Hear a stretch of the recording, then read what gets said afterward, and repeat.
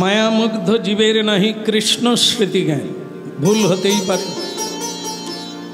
যারা সর্বদা শ্রীকৃষ্ণ চিন্তা করেন তাদের হৃদয় মন হচ্ছে পূর্ণিমা, আর যারা সংসারের চিন্তা করে আমার মতো তারা হচ্ছে অমাবস্যা তিথি, চির অন্ধকার। গৌরাঙ্গ মহাপ্রভু হচ্ছে পূর্ণিমার জ্যোতিস্বরূপ। ফাল্গুনী পূর্ণিমাতে এসেছেন, আবার পূর্ণিমারও চন্দ্র যিনি কিরণ প্রকাশ।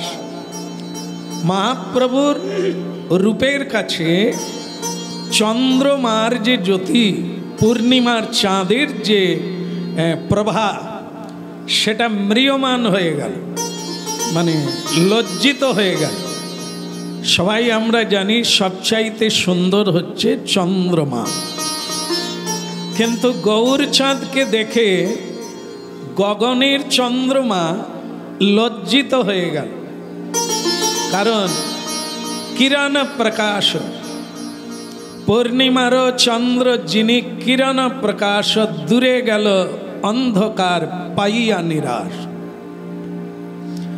পূর্ণিমার চন্দ্র মহাপ্রভুকে দেখে লজ্জা পেলেন যে আমার চেয়ে ওনার চন্দ্র বদনের সৌন্দর্য সবচাইতে বেশি। আরেকজনা বলছেন হওয়ারই কথা, কারণ উনি তো গৌর চাঁদ নয়, উনি তো হচ্ছেন স্বয়ং রাধারানী। রাধারানীকে দেখতে কেমন? তপ্ত কাঞ্চন গৌরাঙ্গী রাধা বৃন্দাবনেশ্বরী। কিরকম দেখতে? তপ্ত কাঞ্চন। আপনাদের ব্যবহার করা সোনাগুলোকে, মানে সোনা, স্বর্ণ বা হেম, এগুলোকে যখন আগুনে পোড়ানো হয় খাদ বের করার জন্য, সেই সোনার রং আপনারা কোনোদিন দেখেন না। যারা পরেন সেই সোনার রং দেখলে আপনারা এই সোনা পরতেন না। তাকে কি বলা হয়? তপ্ত কাঞ্চন। বলতে পারতেন যে সোনার মতো দেখতে, তাহলে হতো, কিন্তু এখানে তুলনা দিলেন তপ্ত কাঞ্চন, মানে সোনাকে যখন গালানো হয় তার যে রূপ বা আকার ধারণ করে, আমার রাধারানীর অঙ্গের বর্ণ সেরকম। সেই রাধারানীর বর্ণ নিয়ে গৌর হরি হয়ে কৃষ্ণ কলিকালে এসেছেন, তাহলে তার অঙ্গের বর্ণ কেমন হবে? রাধারানীর অঙ্গের বর্ণ। এই জন্য চন্দ্রমা লজ্জিত হলো যে এমন রূপের কাছে আমার। তাহলে সেদিন কি হলো? তখন পূর্ণিমা দিন, যেদিন গৌর পূর্ণিমা, ফাল্গুনী পূর্ণিমা, সেদিন কি হলো? তো তখন চন্দ্রমা বলছে আমার এই মুহূর্তে ডুবে যাওয়া উচিত, মানে হারিয়ে যাওয়া উচিত। যে চাঁদ উদয় হয়েছে আমার থাকার দরকার নেই। কিন্তু সেদিন সত্যি সত্যি চন্দ্রমাকে ঢেকে দিয়েছিলেন কে? রাহু।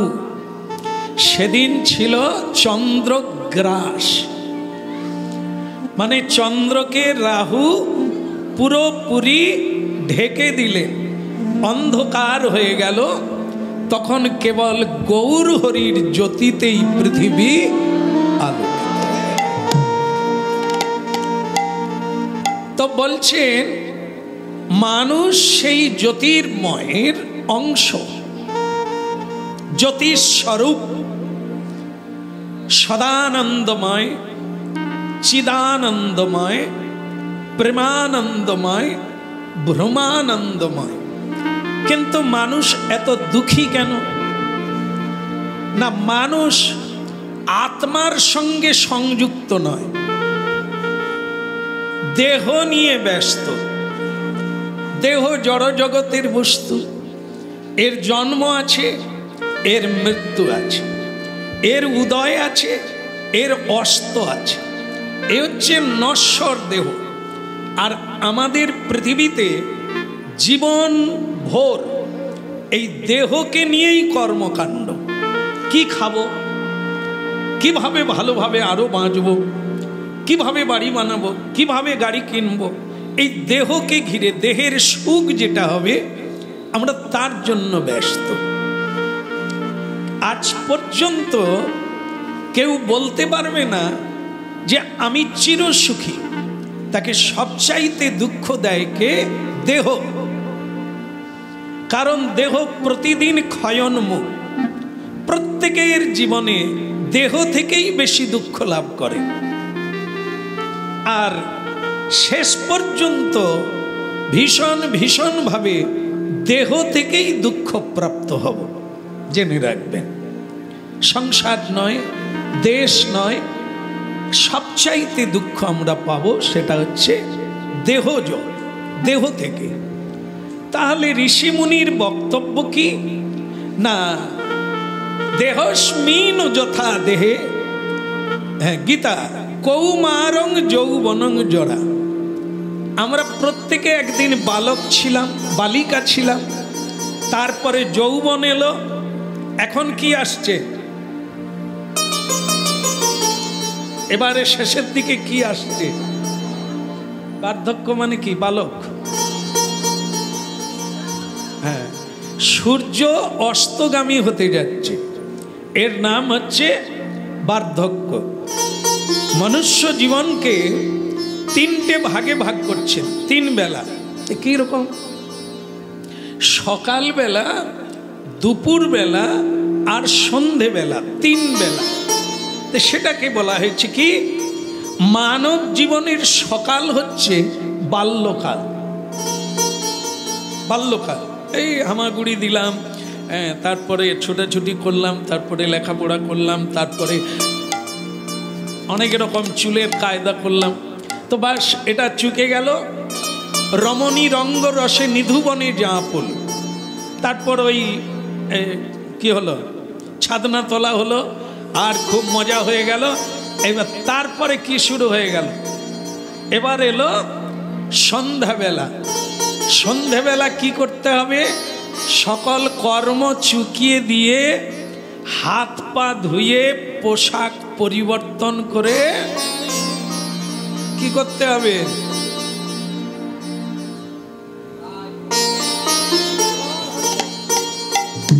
কেন সন্ধ্যাবেলা মানুষকে গলায় কাপড় দিয়ে তুলসীর তলায় শ্রী গোবিন্দের কাছে যেতে হবে?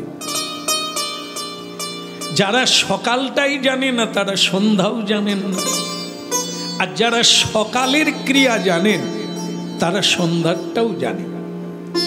সকালে যারা কর্ম শুরু করেন ভগবানকে জানিয়ে, তয়া ঋষিকেশ হৃদয় স্থিত না যথা নিযুক্ত তথা করো। এটি হচ্ছে সকালের মন্ত্র। ঘুম থেকে উঠে বিছানায় বসে এই মন্ত্রটি জপ করে ভগবানকে জানাতে হবে। কি বলে? না, হে প্রভু জগন্নাথ, হে জগন্নিবাস, হে নীলাচল নাথায়, হে প্রভু ষড়ৈশ্বর্য পূর্ণ ইতি, ষড়ৈশ্বর্য পূর্ণ ভগবান, আমি আপনার চরণে আমাকে সমর্পণ করে দিলাম। দেখুন, কথাটা শুনে রাখুন, কোনোদিন না কোনোদিন মিলাতে পারবেন। আমি আমাকে আপনার চরণে সমর্পণ করে দিলাম। তয়া হৃষিকেশ হৃদয় স্থিত না, আপনি আমার হৃদয়ে আছেন, সেই হৃদয়ে বিহারী হৃদয় স্থিতি ভগবান তোমার চরণে আমাকে দিয়ে দিলাম। আর যথা নিযুক্ত তথা করমি, এখন তুমি আমাকে যে কাজে নিযুক্ত করবে তোমার কর্ম মনে করে আমি সেটাই কেবল করব, অন্য কোনো কর্ম করব না।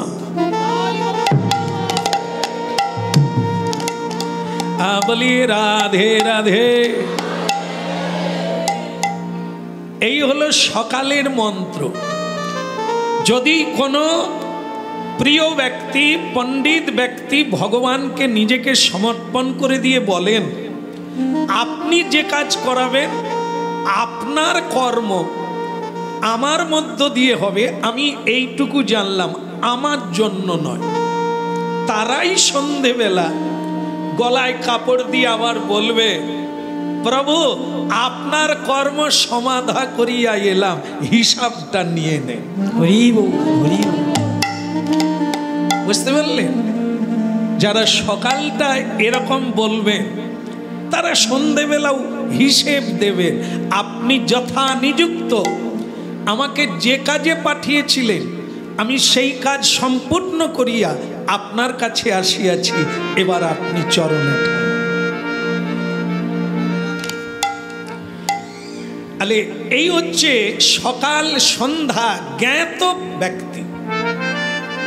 আর যারা সকালবেলায় উঠে বলেন আমার অনেক কাজ বাকি, আজকে অনেক কাজ করতে হবে, আজ আমার অনেক যন্ত্রণা আছে, আজ আমার অনেক ভোগান্তি আছে, তো আপনি সম্পূর্ণরূপে আপনার সুখের জন্য করছেন। তার মানে তার মধ্যে যত গিল্টি আছে, যত দোষ আছে, সব আপনাকে নিতে হবে। এইটি হচ্ছে গীতার বাণী। আমাকে দিয়ে দাও, তুমি আমার কাজ করো, যতদিন বেঁচে থাকবে পৃথিবীতে তোমার বিশাল যশ হবে, খ্যাতি হবে। আবার মৃত্যুর পরে, দেহান্তের পরে তুমি আমার লোকে প্রত্যাগমন করবে, ইথে কোনো সন্দেহ নাই। আমার বলা শেষ, তোমার ভাববার সময়। কি করবে তুমি চিন্তা ভাবনা করো, যেটা করবে সেই মতো তুমি ফল প্রাপ্ত হবে। হরি নামের সারাংশ হচ্ছে এটা যে আমরা শ্রী ভগবান থেকে এসেছি, আমাদের স্বভাব হচ্ছে ভগবত্তা, ভগবানের কাছে ফিরে যাওয়া, ভগবানের সেবা, ভগবানের কথা, ভগবানের চিন্তন, ভক্তের সঙ্গ, আর ভগবানের পূর্ণানন্দে বিভোর। এটা হলে আর দুঃখ নাই, আপনি দুঃখেও আনন্দ পাবেন। আর যদি দেহের সঙ্গে সম্বন্ধ হয়, তাহলে যেদিন যেমন সেদিন তেমন, কখনো দুঃখী হবেন, কখনো সুখী হবেন, কখনো কাঁদবেন, কখনো হাসবেন। কারণ কি? দেহ প্রকৃতির সঙ্গে যুক্ত, প্রকৃতি দিয়ে তৈরি। ক্ষিতি, অপ, তেজ, মরুদ, বোম, পাঁচটা তত্ত্ব দিয়ে তৈরি। ধীরে ধীরে পাঁচটার সঙ্গে লীন হয়ে যাচ্ছে, আমার শরীর ক্ষীণ হয়ে যাচ্ছে। তার মানে প্রকৃতির জিনিস প্রকৃতিতে যাচ্ছে, কিন্তু আমি বলতে যেটা, হ্যাঁ এই জায়গাটা, আমি কে? আমি মরে যাচ্ছি না, দেহটা মরে যাচ্ছে, কিন্তু আমার মৃত্যু নেই। এই হচ্ছে তত্ত্ব, যেখানে আপনি অমর। তার মানে আপনার মৃত্যু নেই, আপনার জরা নেই, আপনার ব্যাধি নেই, আপনার অভাব নেই, আপনার কোনো দুঃখই নেই। এটি হচ্ছে কীর্তনের ফল কথা। যদি কারো তাড়াতাড়ি জানা হয়ে যায়, কিছুদিন আর শোনার লাগবে না। বলো রাধে রাধে। যদি কারো জানা হয়ে যায়, আর যদি জানা না হয়, তাহলে এখনো পড়াশুনো। যারা আজকে পরিণত বয়স, অনেক দিন সংসার উপভোগ করলে, আজকে তারা হরিনামে যোগ দিয়ে হরিনাম সংকীর্তনের যে আনন্দ, রসাস্বাদন আস্বাদন করে তারা বলছেন আমাদের অনেকটা দেরি হয়ে গেল। এর মধ্যে এত প্রেম, এত অনুভূতি যেটা সংসার জীবনে না খেয়ে প্রাপ্ত হলাম, না শুয়ে প্রাপ্ত হলাম, না দেখে প্রাপ্ত হলাম। এই জন্য কি রাজা মহারাজা, নেতা মন্ত্রী, ধনী দরিদ্র সব স্তরের মানুষ ধীরে ধীরে করে কৃষ্ণ পাদ পদ্মে নিয়োজিত হচ্ছে, হতে থাকবে। মহাপ্রভুর কথা আগেও ছিল, আজও আছে, এর পরেও থাকবে। হ্যাঁ, তবে একটা জিনিস সত্য, সেটা হচ্ছে কিছু লোক বলেন আগে ভোগ পরে ত্যাগ, মানে ভোগ যদি না করি তাহলে আমি ত্যাগ করব কি করে? কথাটাকে অনেক মহাজন গ্রহণ করেছে, ফেলে দেন না। কেন? দেখবেন একটা বাচ্চা ছেলেকে একবার রাধে রাধে বলল, দেখো রাধে রাধে বললাম, একজনের কিন্তু ঘুম এখনো ভাঙে না।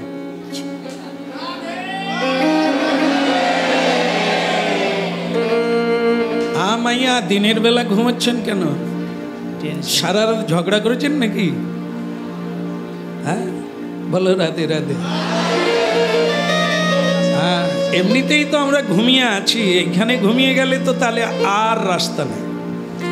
একটাই জায়গা, সেটা হলো এটা হরিনাম। তা হরিনামের কাছে জেগে থাকতে হবে, না হলে আপনি চিরতরে ঘুমিয়ে যাবেন। যেরকম ঘুমানো, মা কালীর কাছে বলি দেওয়া হয় কাদের? বাঘ, বাঘ, সিংহ। আচ্ছা, কেন বলেন তো ছাগলকে দেয়, বাঘ সিংহকে দেয় না? জানেন আপনারা? ওই বাঘ সিংহের লেজে একবার ধরতে যাও, তোমার লেজ আর খুঁজে পাওয়া যায়। তারা বাঘ, তারা সিংহ, অনেক দূর থেকে দেখেই মানুষ ভয়ে পালিয়ে যায়। আর ছাগল নির্বোধ প্রাণী, নির্বোধ দুর্বল চিত্তের প্রাণী। এই জন্য একে ধরাও যায়, একে মারাও যায়, একে কাটাও। দুর্বল তো। এই আমরা যত হরিবল হরিবল লোকে মেরে দিয়ে চলে, হ্যাঁ, আমাদেরই উপরে বেশি টর্চার হয়। যে বেশি দুর্বল তারই উপরে মার পড়ে, আর যে একটু গরম থাকবে বলে যাসনি, মেরে দিতে পারে। হ্যাঁ, বলো রাধে রাধে। হ্যাঁ, তাহলে শ্যাম সুন্দর প্রভু মারতে পারবে না, সবসময় বিনয় বিনয় বলে। হ্যাঁ, ও কিছু বলতে পারবে না, না শ্যাম সুন্দর কিছু বলবে না, কিন্তু শ্যাম সুন্দর তোমায় ছাড়বে না। কে? এ শ্যাম সুন্দর তো দুর্বল, কিন্তু শ্যাম সুন্দরকে যে শ্যাম সুন্দর দেখছে সে তো পাহারা দিচ্ছে। সেই সুদর্শনের কাছে তোমার পার। আর তার যে 1000 মশা যদি পাঠিয়ে দেয়, আপনি আর বাঁচবেন? শুধু মশা। আমি একটি মুসলিম গ্রন্থ পড়েছিলাম ইসলাম ধর্মের, তাতে এই অলৌকিক লীলার কথা। যে শত্রুপক্ষ এসেছে, সে কিন্তু আল্লাহ আল্লাহ করে ভজন করছে, মানুষের উপকার করছে। তো মানুষের উপকার করছে, কল্যাণ করছে, সেটাও আবার প্রতিবেশীদের সহ্য হয় না। কেন বলুন তো? আমরা এত পরিশ্রম করি, আমাদেরকে কেউ নমস্কার করে না, আমাদেরকে কেউ প্রণাম করে না, আমাদেরকে কেউ সম্মান করে না। আমাদের বাড়ি এত ডিজাইনের বাড়ি বানিয়েছি, কেউ বাড়ি দেখতে আসে না। আর ওদের দেখো কি লোকজন আসছে, নমস্কার করছে, জিনিসপত্র। হিংসে হবে না? হ্যাঁ, তাই হিংসে করে কি করে? হ্যাঁ, ওই তাকে মারার জন্য কলকাঠি করলো। একে মেরে দিলে কি হবে? আর ওর নাম বেরোবে না, ওর নাম ডুবে যাবে, এই কলকাঠি করলো। সে বলছে আল্লাহ তোমার ইচ্ছায় এসেছি, তোমার ইচ্ছায় বিদায় নিয়ে নেব, আমার কোনো সমস্যা নেই। আর আমি তো কিছু করি না, আমি যন্ত্র প্রভু, তুমি যন্ত্রী, যেমন বাজাও। আরে এটা তো মাটি দিয়ে তৈরি, ঢপ ঢপ করে, তুমি বেরিয়ে গেলে এর কি হবে? হলো মাতালেরা কাঁধে করে নিয়ে শ্মশানে শেষবারের মতো দিয়ে আসবে। তাহলে এটা তো একটা খোল মাত্র। তাহলে করে কে? তিনি। তুমি আছো যন্ত্রী রূপে, বাজাও তাই বাজে, বলাও তাই বলি। এবার রাখো না রাখো জয় ইচ্ছা তোমার। বলে ওরা যে অস্ত্র শস্ত্র নিয়ে এসে গেছে, এর পরেও তুমি আল্লাহ আল্লাহ করবে? বলে আল্লাহ অস্ত্র দেখলেও করব, অস্ত্র না দেখলেও করব। বাস সে চোখ বন্ধ করে আল্লাহ মুহাম্মাদের রাসূলুল্লাহ খোদাবন্দ ইত্যাদি রূপে যখন তাদের আরবি ভাষা দিয়ে আল্লাহর স্তুতি করছে, সেই সময় একদল মশা, যাকে এক চাপ পড়ে আপনারা মেরে দেন, যারা অস্ত্র নিয়ে এসেছেন মারার জন্য, সেই মশা তাদের চোখে মুখে এমন কামড়ানো শুরু করলো, হাতের অস্ত্র পড়ে গেল। এখন আর দেখতে, ওরে গেট কোন দিকে রে, দরজা কোন দিকে? একটা লোক ফিরে যেতে পারলো না, শুধু মশার কামড়ে, অন্য কিচ্ছু না। তো এটা কার লীলা? লীলাময়ের লীলা। বাঘ কামড়ালেও বেঁচে যাবেন, অনেক মানুষ বেঁচে আছে। সর্প দংশন করলেও অনেক মানুষ বেঁচে আছে, বিষ খেয়েও বেঁচে আছে। কিন্তু মশার কামড়ে অনেকে মরে যাচ্ছে, যাচ্ছে কিনা? আরে ডেঙ্গু, এবার বোঝেন, ভগবান যখন মারবেন তখন মশার দ্বারাও, আর তিনি যাকে রাখবেন, আপনি কামান চালালেও মরবেন না। এটি হচ্ছে তার। হ্যাঁ, তাই এই জন্য ভগবত লীলা বড় দুর্বার, হ্যাঁ, বড় দুর্দমনীয় আর অকুত ভয়। হ্যাঁ, তার নাম কীর্তনের সবচাইতে যেটা বড় জিনিস, সেটা হচ্ছে আপনার ভয় দূরীভূত হবে।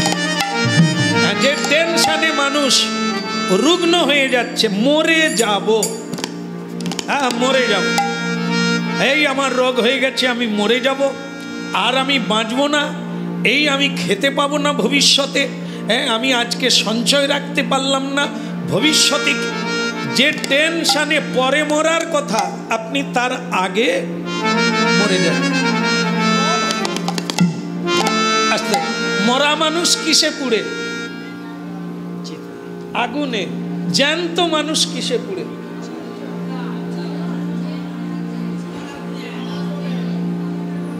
হ্যাঁ, সকলের জানা দরকার। কি রে তোর কি হয়েছে? চোখের গোড়ায় কালি কেন?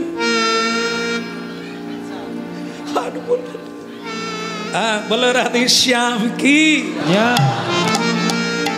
মরা মানুষ চিতায় পড়ে, জ্যান্ত মানুষ চিন্তায় পড়ে।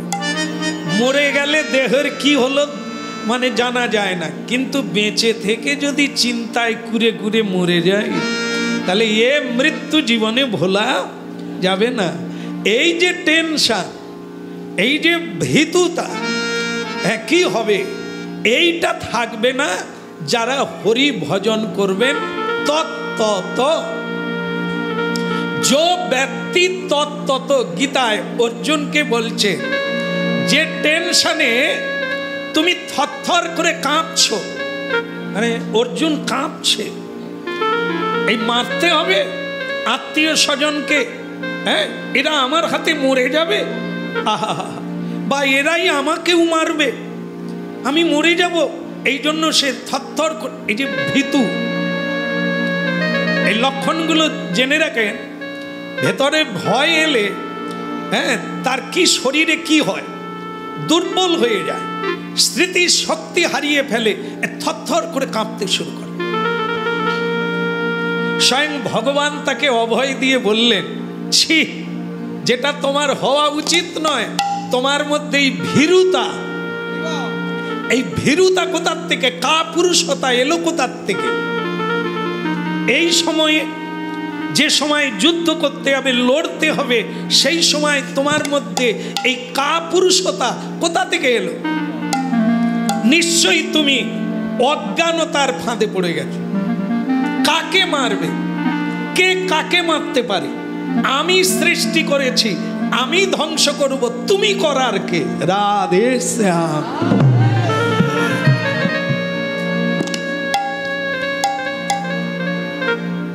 এই জন্য গীতা একটু বেশিরভাগ দেখতে হবে, বাস, আর কোনো কথা শোনার লাগবে না। তত্ত্ব যদি কেউ বুঝতে পারেন তো বাস, আপনি ডঙ্কা বাজিয়ে দিলেন, হ্যাঁ, বুড়ো আঙুল দেখিয়ে দিলেন মায়া দেবীকে, কলিকে, আর দুঃখকে বুড়ো আঙুল দেখিয়ে দিলেন।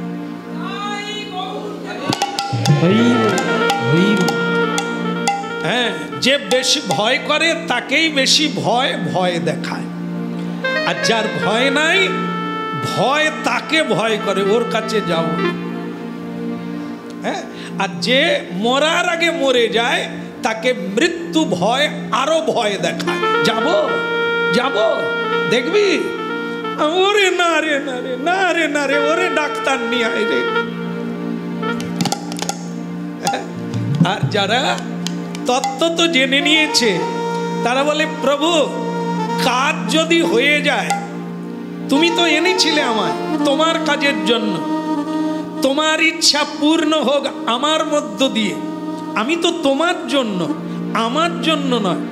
কাজ যদি হয়ে যায়, ভাঙা ঘর রেখে লাভ নাই, একে ভেঙে দাও, আবার নতুন বাড়ি দাও, তোমার সেবা। রাধে রাধে গোবিন্দ গোবিন্দ রাধে, রাধে রাধে গোবিন্দ গোবিন্দ রাধে, রাধে রাধে গোবিন্দ গোবিন্দ রাধে, রাধে রাধে গোবিন্দ গোবিন্দ রাধে।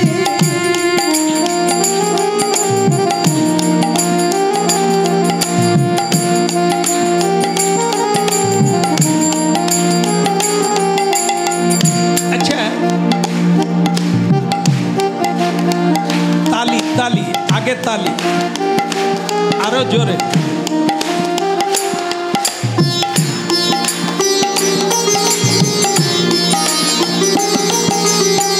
গোবিন্দ রাধে গোপাল রাধে, গোবিন্দ রাধে গোপাল রাধে, গোবিন্দ রাধে গোপাল রাধে, গোবিন্দ রাধে গোপাল রাধে,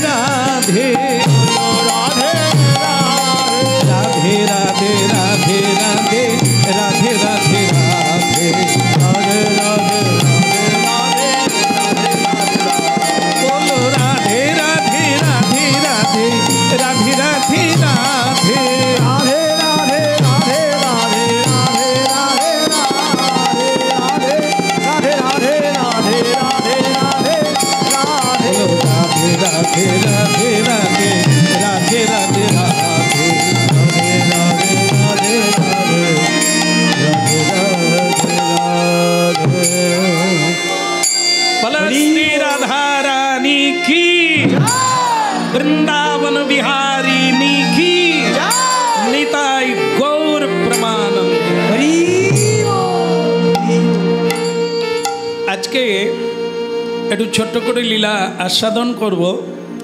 আজকে একজন মহাত্মার আবির্ভাব তিথি। তিনি হলেন বৃন্দাবন দাস ঠাকুর, যিনি আগের জন্মে ব্যাসদেব ছিলেন। কলিকালে তিনি বৃন্দাবন দাস ঠাকুর হয়ে জন্ম নিলেন। হ্যাঁ, বলো বৃন্দাবন দাস জি কি নিতাই গৌর প্রমাণ। হ্যাঁ, এনাকে জগৎ গুরুও বলা হয়। কেন বলা হয়? যেমন আমাদের আষাঢ় মাসে একটা পূর্ণিমা আছে, জানেন পূর্ণিমার নাম কি? এক কথায় জানতে হবে, এর নাম হচ্ছে গুরু পূর্ণিমা। হ্যাঁ, তিনি অন্য কেউ নয়, তিনি হচ্ছেন ব্যাসদেব। ব্যাসদেব আমাদের গুরু, সবার গুরু। কেন না, তিনি যদি বেদকে না চারটা ভাগ করতেন, আবার বেদ থেকে যদি না তিনি পুরাণ রচনা করতেন, সেই পুরাণকে মন্থন করে যদি তিনি শ্রীমদ্ ভাগবত না গ্রন্থ প্রণয়ন করতেন, তাহলে আজ আমাদের বাঁচার কোনো রাস্তা ছিল না। এ কলিকাল অনেক আগে ধ্বংস হয়ে যেত। শুধু মহাপ্রভু এলেন বলে কলিকালের আয়ু কমে গেছে। কলি নিগৃহীত করে দিয়েছেন মহাপ্রভু, বুড়ো আঙুল দেখিয়ে দিয়েছেন।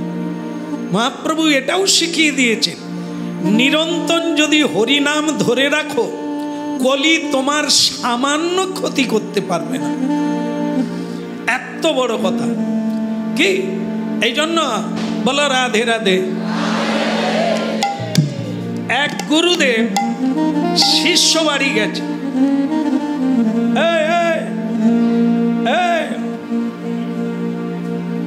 এই এদিকে তাকা, আমার দিকে তাকা।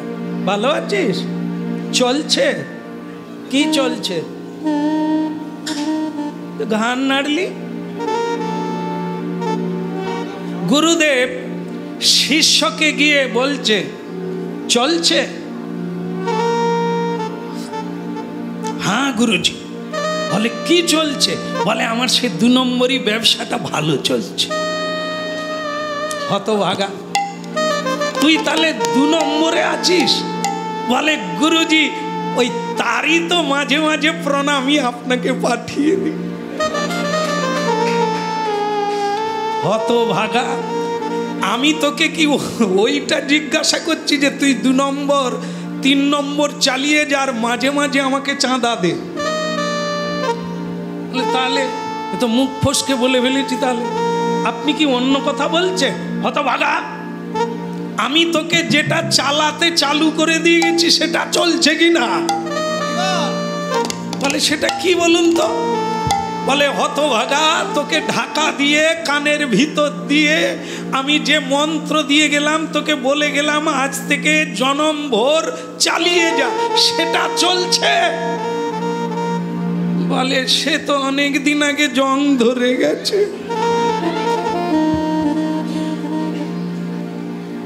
দেখে আপনারা যদি কলিকাতা যান তো কলিকাতায় গিয়ে দেখবেন মহামঠ বলে একটি মঠ লেখা আছে, মহানাম। ওটি হচ্ছে ডক্টর মহানাম ব্রত ব্রহ্মচারীর আশ্রম। হ্যাঁ, পাটবাড়ির কাছে দেখবেন। তো সেখানে গিয়ে দেখবেন যে লেখা আছে চলছে তো, চলছে তো। আরেক জায়গায় লেখা আছে নাম চলছে তো। মানে এটা জীবকে বলতে চাচ্ছে নাম চালিয়ে যাও আর কাম চালিয়ে যাও। কাম করো, মানে কাম মানে কর্ম করতে হবে, কিন্তু নামটা চালিয়ে যাও। নাম যদি ধরে রাখতে পারো, তোমাকে জম আর ধরবে না, গোবিন্দ তোমাকে ধরে রাখবে, তোমার কোনো পড়া। কলিকালে নাম রূপী কৃষ্ণ অবতার। নাম ধরেছ তো তুমি ভগবানকেই ধরে আছো। নাম ভুলে গেছো তো তুমি ইষ্টদেবকে ভুলে গেছো। নাম ছেড়ে দিয়েছো তো তুমি ভগবানকে ছেড়ে দিয়েছো। এই জন্য গুরুজি শিষ্যকে বলছে, ক্যা চল রা হ্যায়, ক্যা চলতা হ্যায়, ক্যা চলছে তো। যে শিষ্য বুঝে সে বলবে গুরুদেব আপনার কৃপায়, তবে যেন আরো বেশি করে চলে, আপনি আশীর্বাদ করুন। বলে আমি কি আশীর্বাদ করব? আমার আশীর্বাদ একবারে 16 আনা দেওয়া আছে, তোমার বিট বাড়াতে হবে, স্পিড বাড়াতে হবে, নূতন নূতন করে সংকল্প নিতে হবে। এখন 16 মালা করছো, তুমি পরের মাস থেকে 32 করো, পরের মাস থেকে 64 মালা করো, এটা তোমাকে সংকল্প নিতে হবে। গুরুদেব 16 মালা কেন, 4 মালা দিয়ে শুরু করে দিয়েছে, সে কমিয়ে 1 মালা কোনো রকম ঘুমিয়ে ঘুমিয়ে করে। তাও শিষ্য বলে কোনোদিন হয়, কোনোদিন হয়। তাহলে কোন দিকে যাবে? এ তো জম ছিট ফেলে রেখে দিয়েছে, একটা লোভের টোপ ফেলে দিলে টুক করে গিলে নেবে। বলো।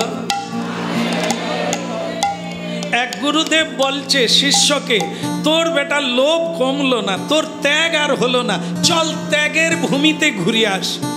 বলে গুরুজি ত্যাগের ভূমি কোন জায়গা? কাশী ধাম। চল তোকে একটু কাশী ঘুরে নিয়ে আস। ব্যবসায়ী লোক, ব্যবসা ছেড়ে কোথাও যাবে না, গুরুজি ছাড়ে না। বলে গুরুজি ব্যবসাটা এবারে মন্দা মন্দা যাচ্ছে, আমি আবার খরচা করে কাশী, তার তোর কোনো খরচা লাগবে না, আমি তোকে খরচা দেবো, তুই খা। বলে তবে গুরুজি চলেন পরে শোধ করে দেবো। কারণ ও ধান্দাবাজ লোক, গুরুই চালিয়ে দেবে, ওই চলে যাবে, ও আর কোনোদিন। যাই হোক, সে তবু গুরুজির পয়সায় কাশীধাম গেল। কাশীধামে গিয়েই প্রশ্ন, গুরুজি এখানে ত্যাগের কথা বললেন, তা সে ত্যাগী লোকটা কথা।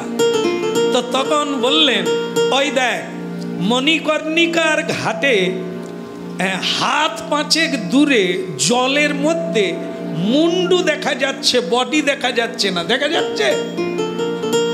বলে হ্যাঁ, একজন ডুবে বসে আছে। বলে ডুবে না, ওর নাম হচ্ছে কি, ওই যে যিনি 350 বছর বেঁচে ছিলেন, জানেন? জানেন কি নাম? দেখি আমার পান্ডা এবারে গেছিল তো, হ্যাঁ ওখানে দেখবেন তার নাম লেখা আছে। তিনি যে বাসায় থাকতেন কাশীধামে, তার নাম লেখা আছে জ্যান্ত শিব। তার মন্দিরে লেখা আছে জ্যান্ত শিব, তৈলঙ্গ স্বামী। হ্যাঁ, তৈলঙ্গ স্বামী। ওই দেখ, দেখেছিস জলে পড়ে আছে। তোর মতো হাপ্পাই হাপ্পাই করে না, লোক ঠকিয়ে রোজগার করে না। ওই দেখ জলে পড়ে আছে, সর্বদা শিবের নাম উচ্চারণ করছে। ওকে একবার উঠতে বললে ওর বডিটা দেখবি, যা তোর 3 জন ও 1 জন, আর তুই সব সময় দেখবি ও জলেই পড়ে আছে, জলেই বেশি থাকে। ওর নাম হচ্ছে তৈলঙ্গ স্বামী। 350 বছর বেঁচেছিল। আর আমরা খালি বলি নিরামিষ খেলে মরে যাও, আমিষ খেয়েও বেঁচে আছে, 100 বছর বাঁচছে। শিবানন্দ স্বামী এই কিছুদিন আগে দেহরা গেলেন, যাকে রাষ্ট্রপতি পুরস্কার দেওয়া হয়েছিল। তিনি 126 বছর বেঁচেছিলেন, প্রসাদ ভোজি। কিছুদিন আগে তিনি দেহান্ত হলেন। 126 বছর তিনি প্রতিদিন প্রাণায়াম করতেন, প্রতিদিন গোবিন্দ সেবা করতেন, প্রতিদিন প্রসাদ পেতেন। আর আমরা বলি মরে যাব, ভালো মন্দ খেতে হবে। খেয়ে কতদিন? 49, 59, বাস আর এগোতে পারবে না, পাকস্থলী নষ্ট হয়ে গেছে খেয়ে খেয়ে। বলো। হ্যাঁ, অবশ্য এখন জানবেন আপনারা, প্রায় ডাক্তাররা বলছে যদি 2 দিন বাঁচতে হয়, সকালের হাওয়া খাও আর হাড় মাংস চিবায়ও না, কারণ পাকস্থলী আর টানতে পারবে না। কেমন? এবার একটু নরমাল খাবার খাও, শাক পাতা খাও, 7 সাত্বিক আহার করো, সাদা সিধে খাও যদি দুদিন নিঃশ্বাস নিয়ে বাঁচতে চাও। আর ভোরবেলা রাস্তায় বেরিয়ে পড়ো, হরি নাম কীর্তন করো। বলো রাধে। क्या बात, क्या बात। সায়েন্সের ডাক্তার তারাও বলছে একটু আনন্দের মধ্যে থাকবেন, হরি নাম করবেন, নাচবেন, গাইবেন, বহু লোকের সঙ্গে থাকবেন, কখনো স্বামী স্ত্রী একা থাকবেন না, শুধু শালিকের মতো ঝগড়া করবেন আর ঠগরাবেন। বলো রাধে। আপনারা একটু রাস্তায় গিয়ে দাঁড়াবেন, মোটর সাইকেলে স্বামী স্ত্রী যাচ্ছে, ঝগড়া হচ্ছে, এরা বাম্পার দেখতে পাবে? মোটর সাইকেলে যাচ্ছে, স্ত্রী পিছনে ওই মানে কি বলে ওটাকে, হেলমেটের ভিতর দিয়েই দিচ্ছে। আমি তো অবাক রে বাবা, আরে নেবে কর, বাড়িতে কর, মোটর সাইকেলে। তোমার মতো ভূতকে বিয়ে করে আমি যে কি জালে গেলাম, স্বামীও দিচ্ছে, স্ত্রীও। এরা বাম্পারের কাছে যাবে, বাস স্বামী স্ত্রীর ঝগড়া বন্ধ হয়ে যাবে। হ্যাঁ বলো রাধা রানী কি। হ্যাঁ, 350 বছর গেছে, দেখতে পেয়েছিস? কোনো ঝুলি নাই, কোনো বাক্স নাই, কোনো কাজের কর্মে কিচ্ছু নাই, শুধু শিব শিব করছে আর এই জলে পড়ে আছে। ও বহুজনকে খাওয়ায়।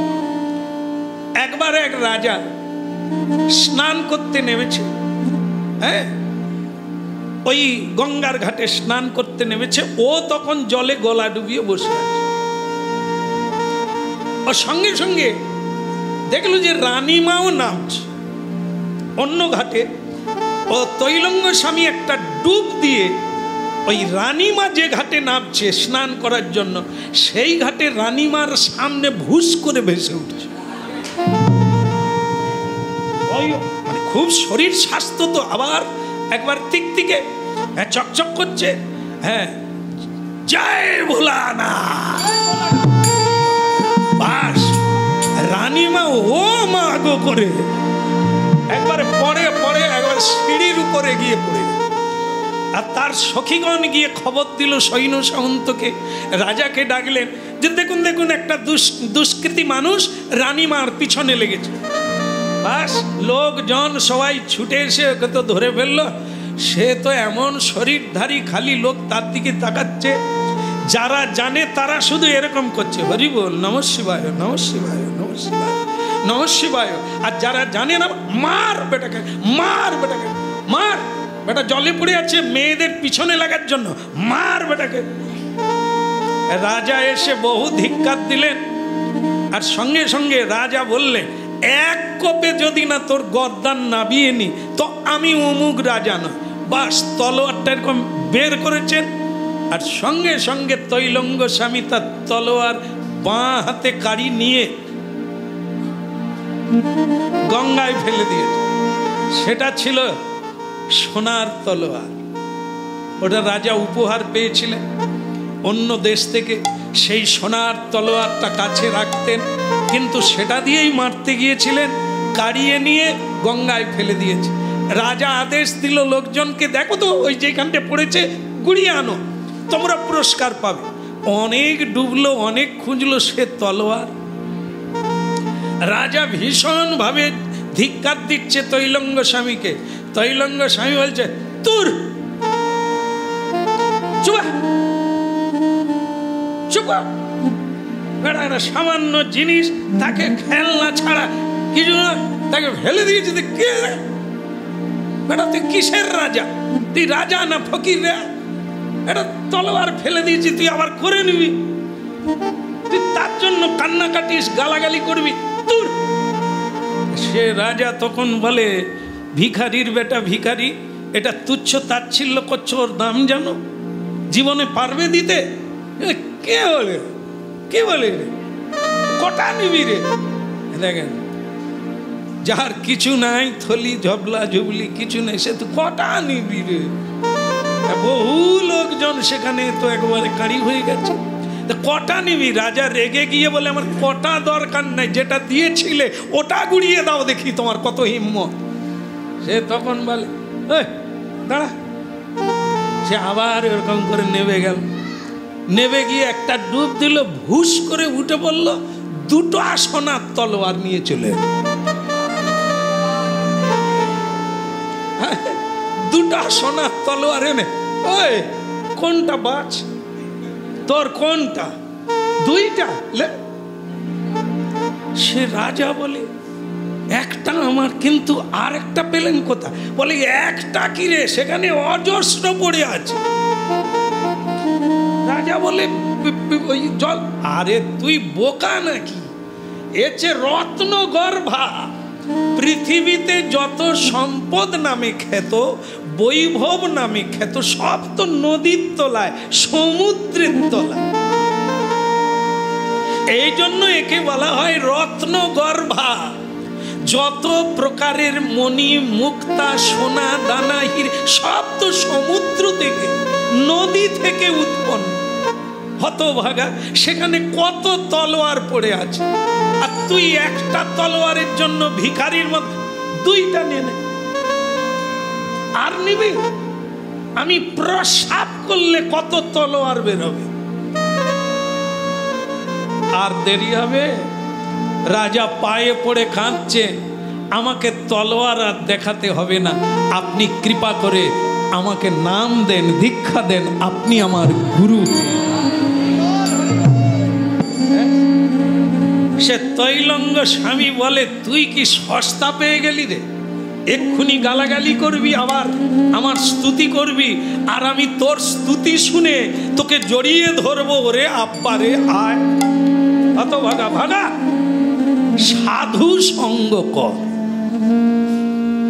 নিজেকে জানতে পারলে কাউকে অপমান করবি না, কাউকে এত ছোট করে দেখতে পারবি না রে।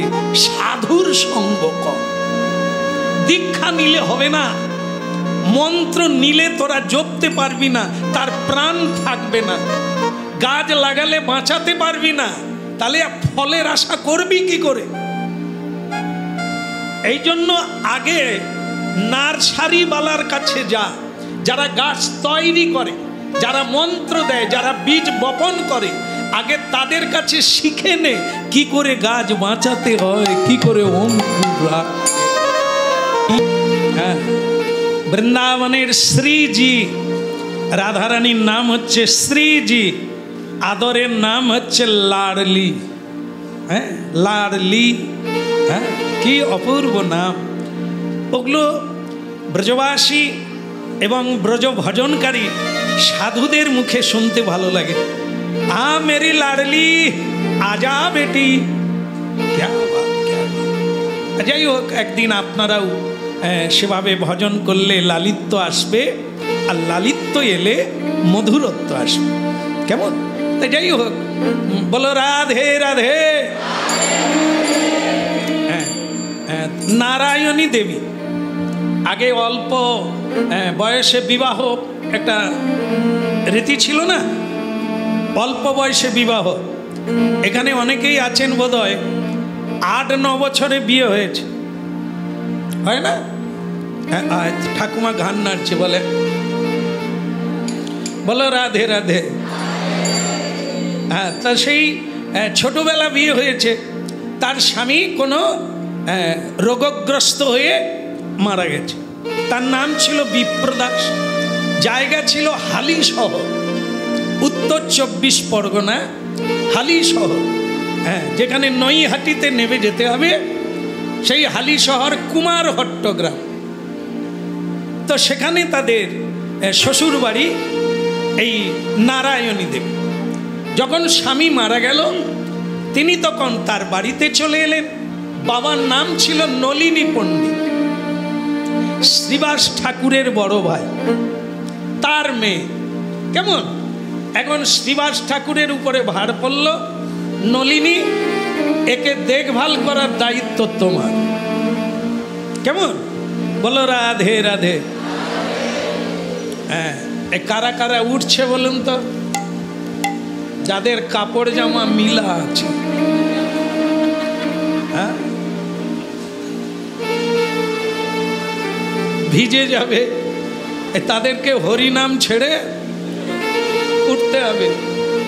একবার ব্যাসদেব ভাগবত করছেন, তাতে কিছু সন্ন্যাসীরা হরিনাম শুনছিলেন, আর যার বাড়িতে হচ্ছে তিনি ছিলেন গৃহী, তার নাম ছিল জনক ঋষি। তা জনক ঋষি ভাগবত শুনছেন সামনে বসে, যার বাড়িতে হচ্ছে, আর ঋষি মুনিরা তার পিছনে আছে। ঋষি মুনিরা আলোচনা করছেন যে গৃহীরা আবার কি হরিনাম শুন, এরা বুঝতেও পারবে না, এদের ত্যাগও নাই, কিচ্ছু নাই। এটা ব্যাসদেব অন্তর্যামী রূপে জানতে পেরেছে যে সন্ন্যাসীদের অহংকার।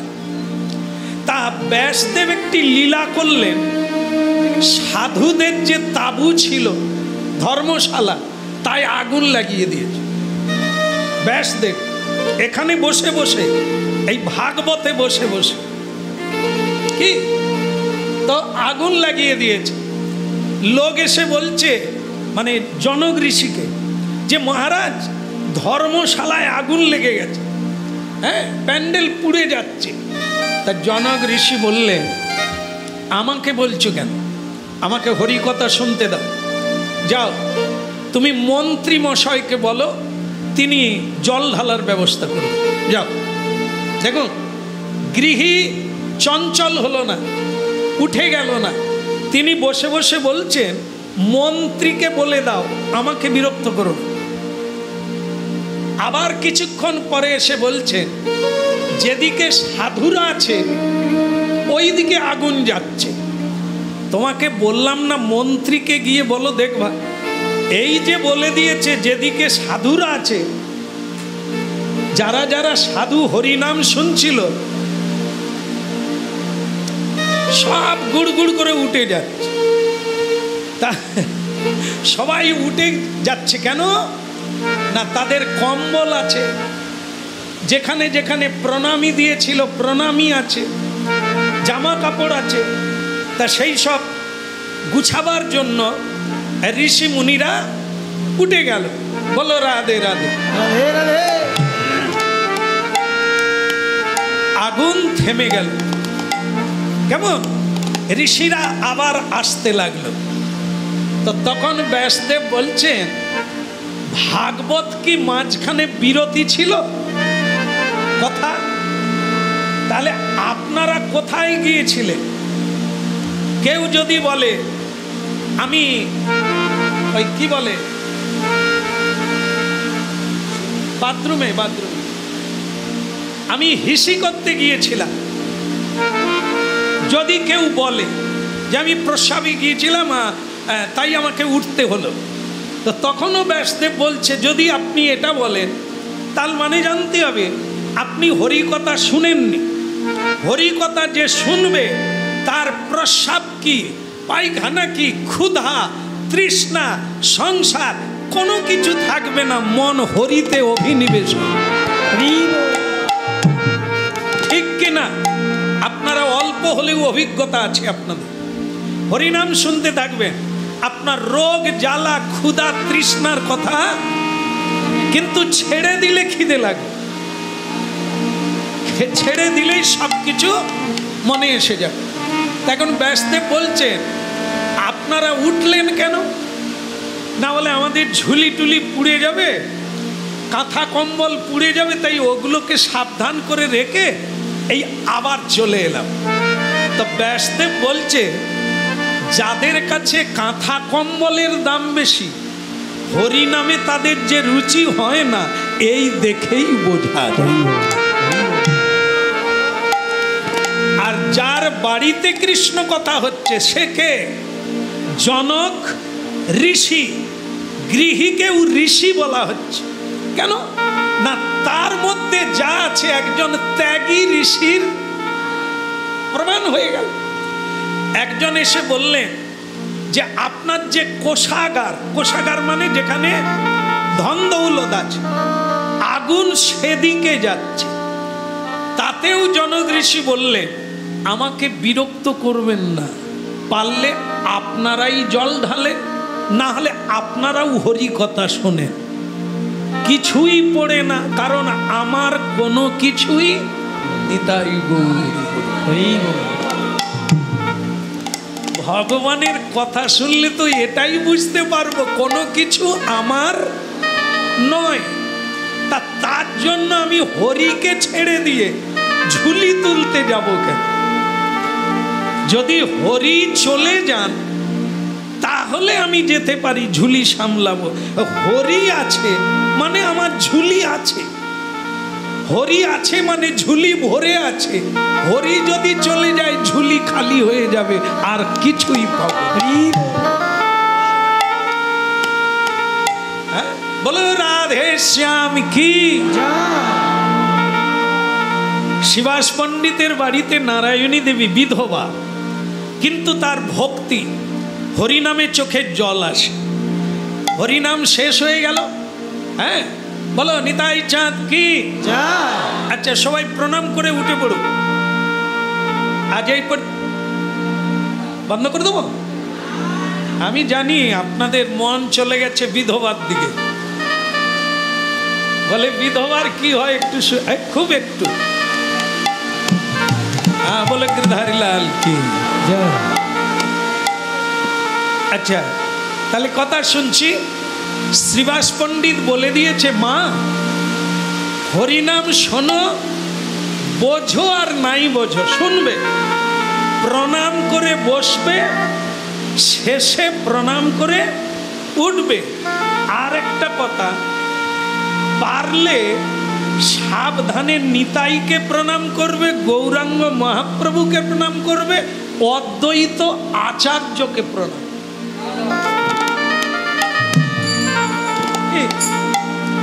যার মা ভালো তার সব ভালো। মা যদি শিখিয়ে দেয় মেয়ে করবে না তাই হয়, মাও করে তো মেয়েও করে।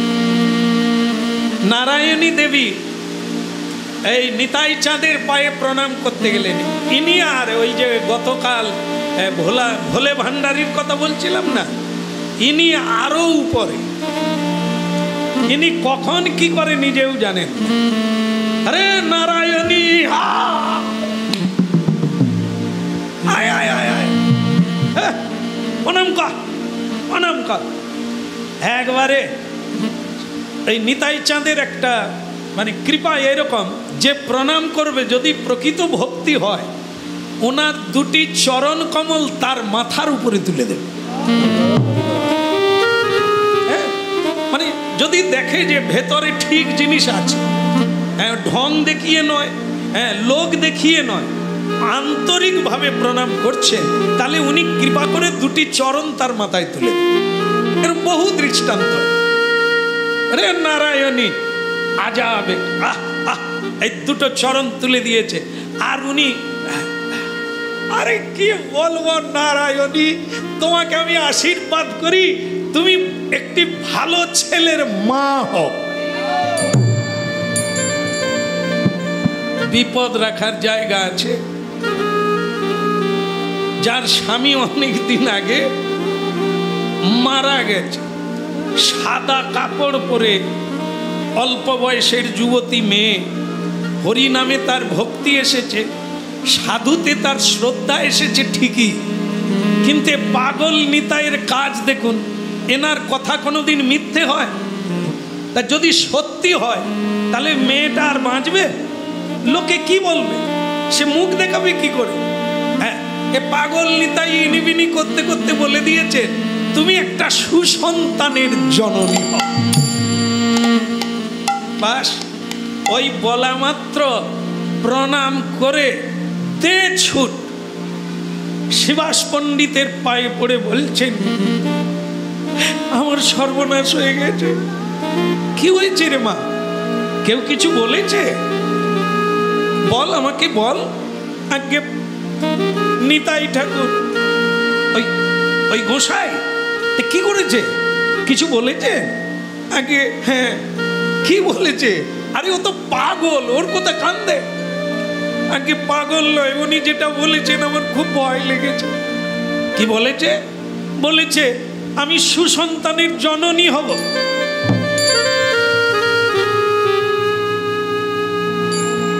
মারে তুই আমাকে ক্ষমা করে দে, আমি তোকে বলেছিলাম যে নিতাইকে প্রণাম করবি। আচ্ছা তুই এক কাজ করতো মা, এ পাগল নিতাই যখন বলছে তুই আর বাঁচবি নি মা, এ তোর গর্ব হবে, ও বলছে মানে হবে।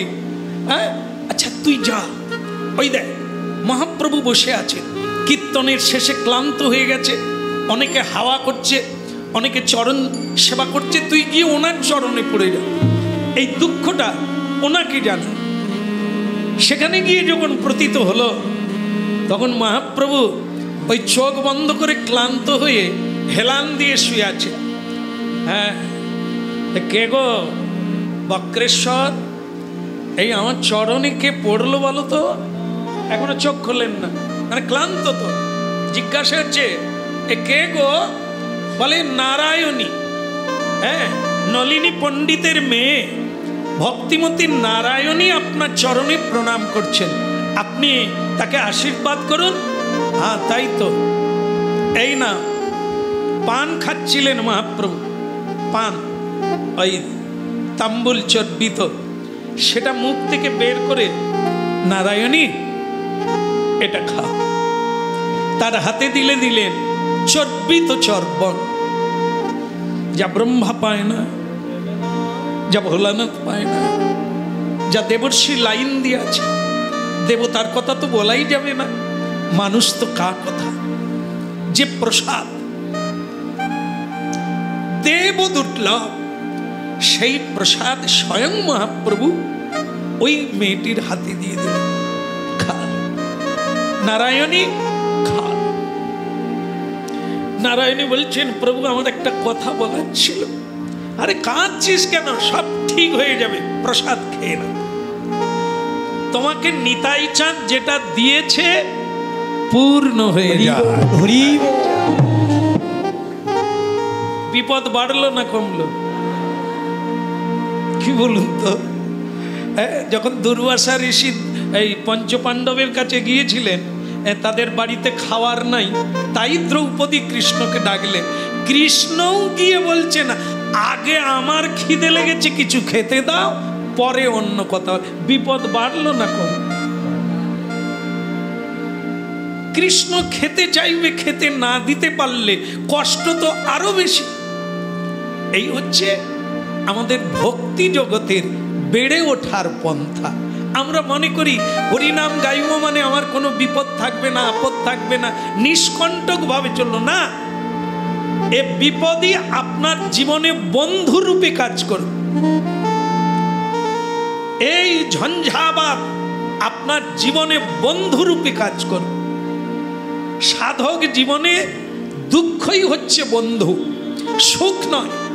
সুখ হচ্ছে কৃষ্ণকে ভুলে যাওয়া যায়, দুঃখে কৃষ্ণকে স্মরণ করা।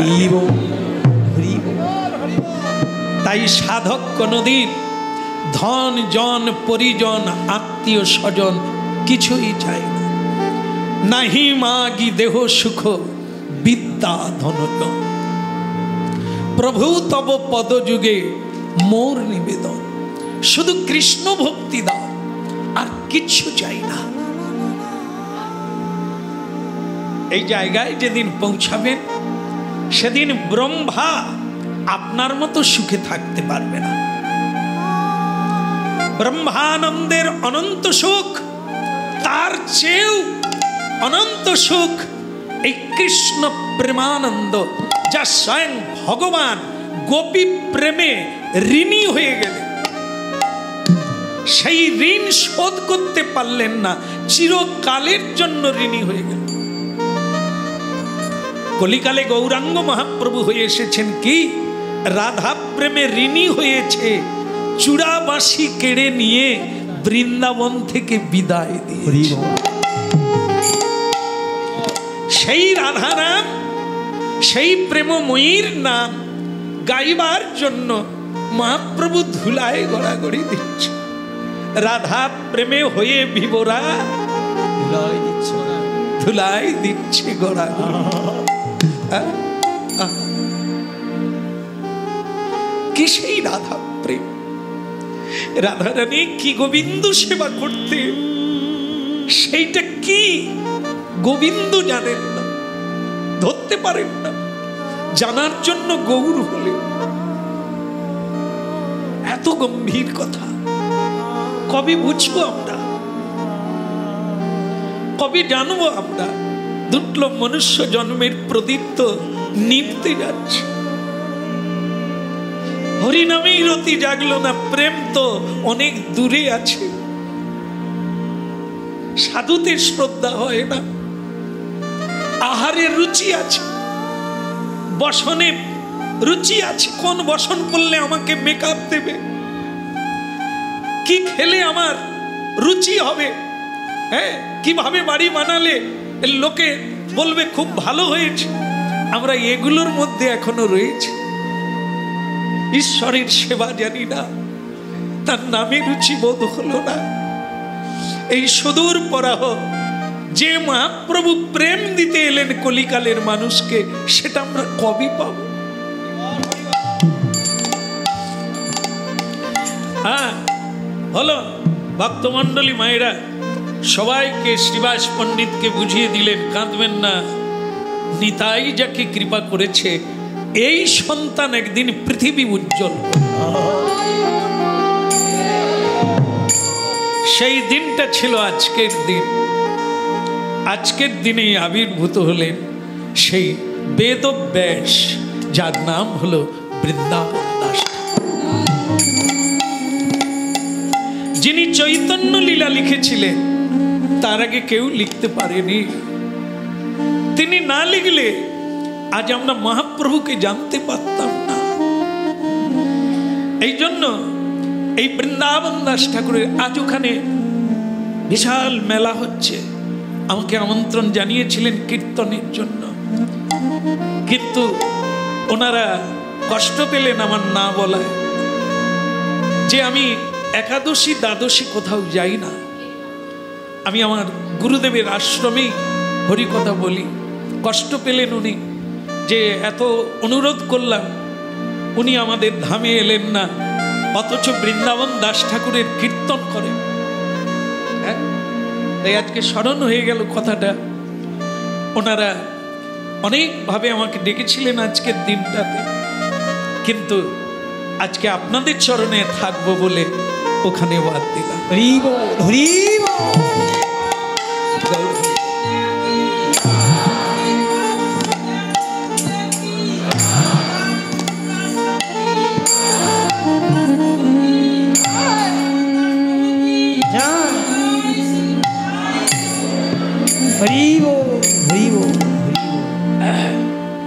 তো যাই হোক, আবির্ভূত হলেন আজকের দিনে সেই বৃন্দাবন দাস ঠাকুর, মাতা নারায়ণী দেবী।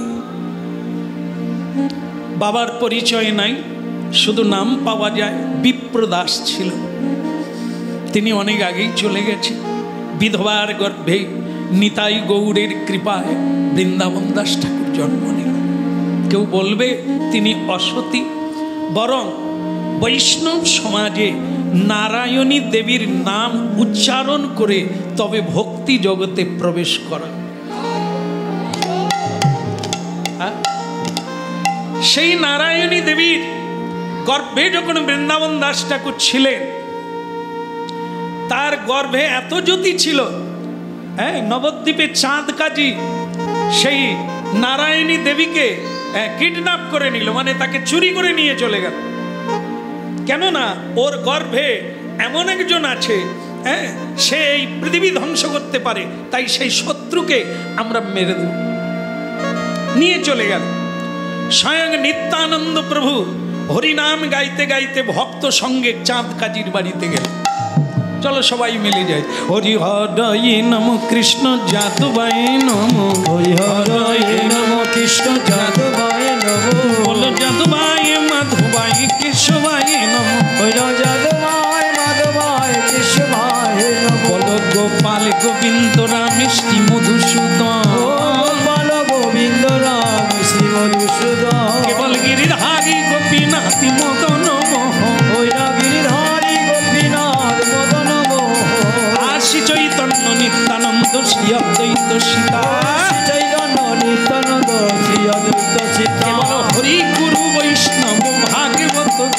গীতা হরি গুরু বৈষ্ণব ভাগবত গীতা হরি হরয়ে নম কৃষ্ণ যাদবায় নম হরি হরয়ে নম কৃষ্ণ যাদবায় নম হরি হরয়ে নম কৃষ্ণ যাদবায় নম কেবল যাদবায় মাধবায় কেশবায় নম যাদবায় মাধবায় কেশবায় নম যাদবায় মাধবায় কেশবায় নম যাদবায় মাধবায় কেশবায় নম রঙ্গ মহাপ্রভু কি আপনারা সঙ্গে থাকবেন কি না? যদি কোনো ভয়ের কারণ থাকে আপনারা পিছনে থাকবেন তো না আগে পালিয়ে যাবেন? আপনাদের হরিনাম শুনে মনে হচ্ছে কেউ যাবেন না। চলুন জোর করে হিম্মত নিয়ে চলুন। যিনি রাখে হরি তিনি যদি আমাদের প্রভু হয় ডরি কারে, কি ঠিক কিনা? তবে আমার যত ঘান নাড়ুন আমারও জানা আছে সবাই থাকবেন।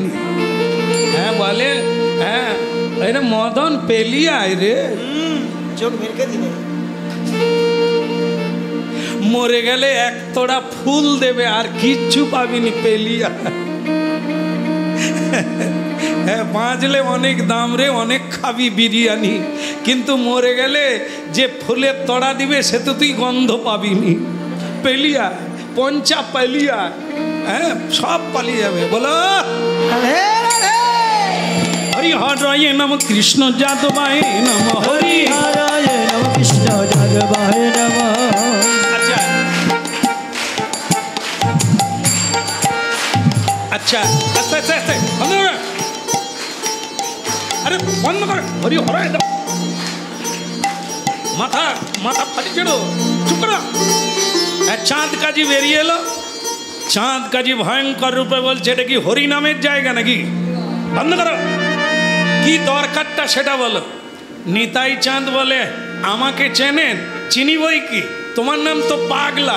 বলে তারপরেরটা কি? বলে আমি তারপরে জানি না, সকলে পাগলা বলে আমিও বলি পাগলা। বল না, তারপরে আমার নাম হচ্ছে পাগলা নিতাই। নি তা চাঁদ কাজী বলে এগুলো কি নাও? প্রাণ নিয়ে নি, পাপ নিয়ে নি, জ্বালা নিয়ে নি, যন্ত্রণা নিয়ে নি। বলে তাহলে তুমি দাও কি? গৌরকে দিয়ে দি। হরি এখন আমার কৈফিয়ত, তুমি আমার মেয়েকে এখানে নিয়ে এসেছো, নারায়ণীকে এখানে নিয়ে এসেছো, হ্যাঁ তার গর্ভে যে সম্পদ আছে সেটা আমার চাই। হতভাগা, আর কত খাবি? কি নাই তো? আবার ওর গর্ভে যে সম্পদ আছে সেটা তোর কাজে লাগবে। ওর গর্ভে পরম বৈষ্ণব চূড়ামণ, যেরকম প্রহ্লাদ ছিল, দেবতারা ভয়ে ছেড়ে দিয়ে পালিয়ে গেল। তুমি যদি বাঁচতে চাও ওকে এখুনি পালকি করে পৌঁছে দাও। তা চাঁদ কাজী বলছে এমনিতেই তো ব্যবহারের দ্বারা পাগলা ডিপ্লোমা পেয়েছো, তারপর আবার আমাকে হুমকি। তুমি জানো আমি কে? হ্যাঁ আমি হুসেন শাহর দরবারে একজন পরিচালক, নাম আমার চাঁদ কাজী। আমি তোমাকে বন্দি করে কারাগারে ভরতে পারি। হ্যাঁ তাহলে অল্প কথায় হবে না। হরি বল।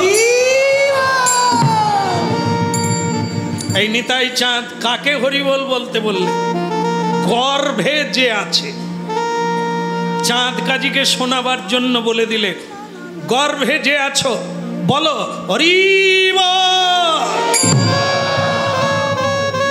আশ্চর্য ঘটনা ঘটল কলিকালে, যে গর্ভের ভেতর থেকে বৃন্দাবন দাস ঠাকুর হুঙ্কার দিয়ে বলছেন হরি বল। চাঁদ কাজীর মত বদলে গেল এই হুঙ্কার শব্দ শুনে। তিনি বুঝে নিলে এর গর্ভে সাধারণ কোনো সন্তান নয়, पीर ज्यादा है। हम लोगों का जाति में जो बोल रहा है कि पीर है साधु, বাংলায় যাকে সাধু বলে, ত্যাগী বলে, বৈরাগী বলে, মুসলিম ধর্মে তাকে পীর জাদা বলে। पीर है, या गर्भ में पीर है, छोड़ दो। দেখো পালকি করে দিয়ে আস, ব্যাস এবার হলো। সেই চাঁদ কাজী নিতাই চাঁদ সকল ভক্তদের কাছে ক্ষমা চাইলেন, আমার লোকজন ঠিক বুঝতে পারে না, তাই একে তুলে নিয়ে চলে এসেছেন, আপনি ক্ষমা করে দেন।